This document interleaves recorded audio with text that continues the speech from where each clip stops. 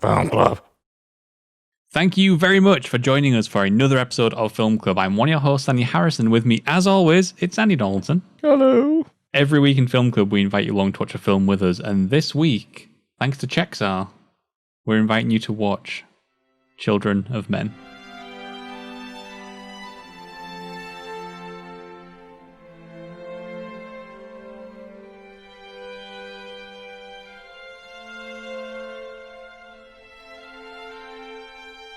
Fertility is no longer a thing. The youngest living person has actually died at the start of the story. It was 18 years old, I believe. The world is kind of in ruin.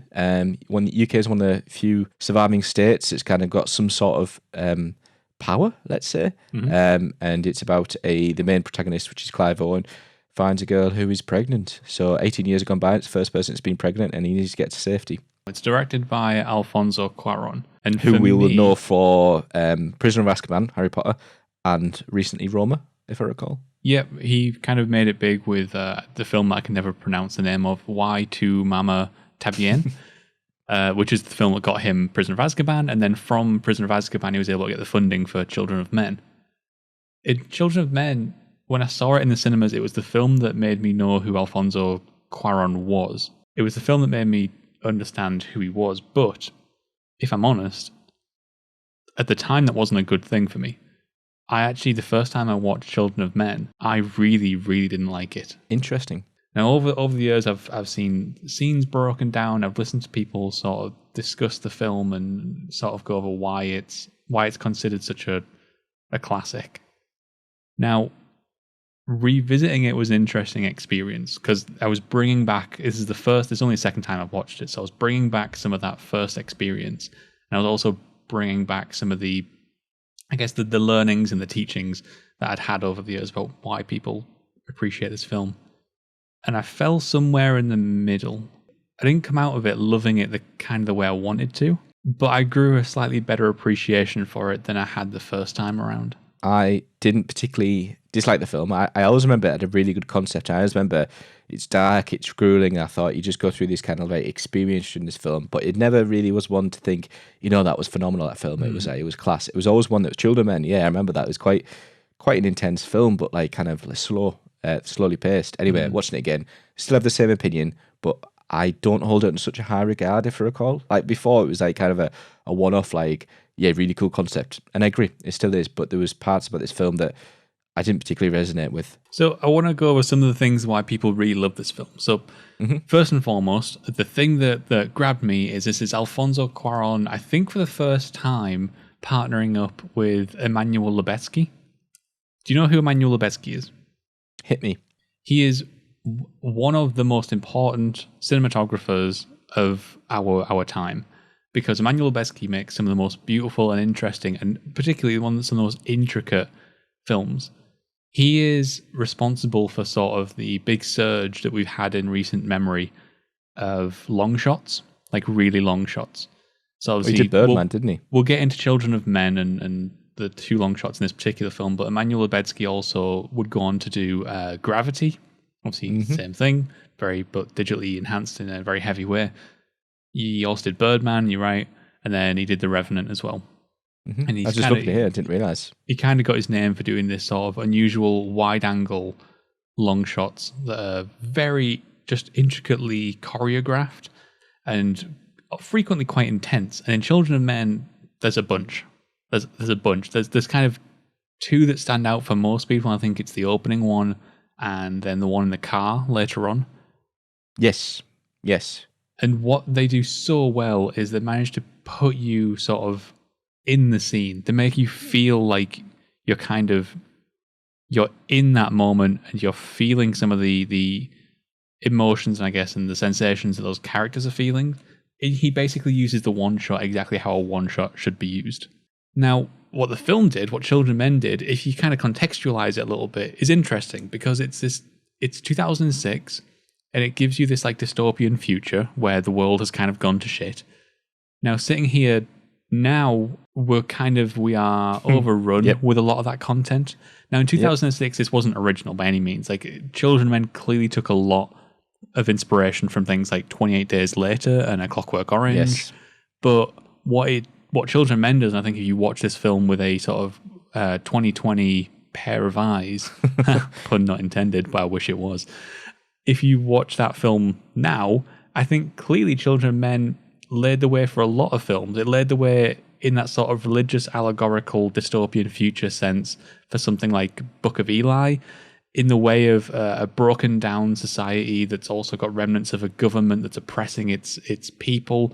You lay the groundwork for The Last of Us. And yeah, you're right. It clearly took a lot of inspiration from V for Vendetta. This is something we're currently living in, which made it even more believable, which probably like 10 years ago, I was thinking, oh, right, that's a weird dystopian future, especially like obviously the fertility stuff. And then now it's a bit more like, holy shit, it's much more believable, for lack of a better word. It's much more immersive. It was quite, if anything, more scary. I kind of agree to see how prevalent it is still, 14 years on, how much it's influenced a lot of our media. For me, one of the things that doesn't work about this film is unfortunately the mixture of dialogue and performances. I think that although I agree. I think although there's some people doing some great work, and there's even some people doing some really strong performances in sort of like small pockets, within scenes. There's some good moments and stuff. I actually think that the dialogue, the characters, or the actors, and maybe the pacing they were asked to deliver that stuff at, because they're not cutting as much, it's really awkward. There's moments where people will sit down and then within seconds they're delivering some sort of like emotionally heartbreaking material. And I think that there are unfortunately some weak performances at the heart of this. The one that got me, and this is when I started making notes, was I really struggled to believe the chemistry between Julianne Moore and Clive Owen, especially when they're on that bridge scene and they're talking about the past and what have you done here. And it's like, I'm fighting for this, you were there. And then she kisses him. Yep. And then they say like, oh, there's a future. And I was like, what the fuck was that? That came out of nowhere. Well, that's not going to go anywhere. Even right before that, as soon as he sits down on the bus, in the car, and she turns on the bus, and she turns to him and she says, "Oh, but you, I can't look at you because you've got his eyes." All these people, Clive Owen, Julianne Moore, Michael Caine, like Chiwetel Ejiofor, like they're all great actors. Just absolutely great. Chiwetel Ejiofor. I was going to say that actually. Thanks for reminding me. They're all Chiwetel Ejiofor.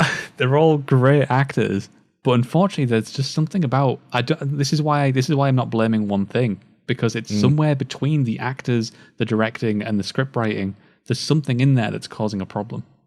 I really like Clive Owen as an actor. Whenever I've seen him stuff before, I'm thinking, he's really cool. I feel he's a very underrated British actor.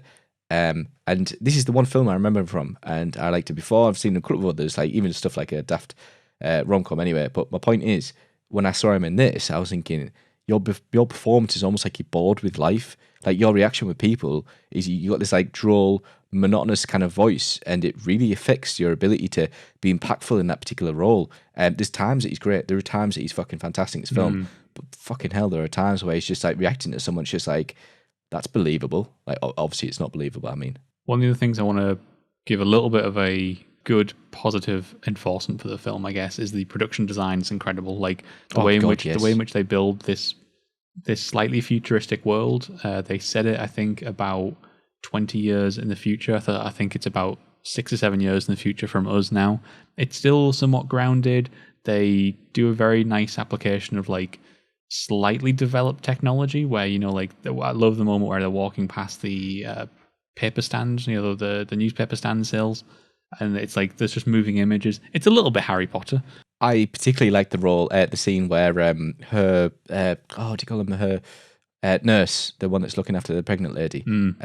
I'll grab the names now. It's when she gets taken off the bus because she's trying to protect the pregnant lady. She gets taken off the bus, and it's the scene that goes by. You see him there with a black hood on the head. You see him there, then you see the bodies after. That's such great imagery. That reminds me a lot of the opening of The Last of Us. Yeah, exactly. So Key's the pregnant woman. Other way around, I guess. We're actually talking about Miriam. It's Miriam when she gets taken off. Those moments would influence The Last of Us, and also Detroit Become Human. Anyway, I think Children of Men, hugely influential film, and in lots of ways, kind of, it deserves to be influential. I really appreciate the construction of the film. I don't love it though. There's an emotional disconnect for me. There's one last thing to note is it wasn't hugely there throughout the film, but there was some choice songs that we used that really helped build that kind of dystopian future, that kind of mood, that grueling kind of atmosphere, but used at the right times. We mentioned this the other week with the music. Sometimes too much music is a bad thing, sometimes no music is a bad thing. Music used in the right place at the right times and leaving sounds and sound effects to come through. The sound effects were on point, by the way, especially in the violent scenes. Using that to come through and really kind of like grind those kind of like depressing moments really, really worked for it. Well played, the music. So there is Children of Men. You can let us know in the comments below what you thought of Children of Men, or you can hit us up on Twitter, as always. But from a dystopian future, next week, Andy and I will be taking a look at a post-apocalyptic future with a boy and his dog. Rufus is the name of the dog. Until then, get watching. Goodbye.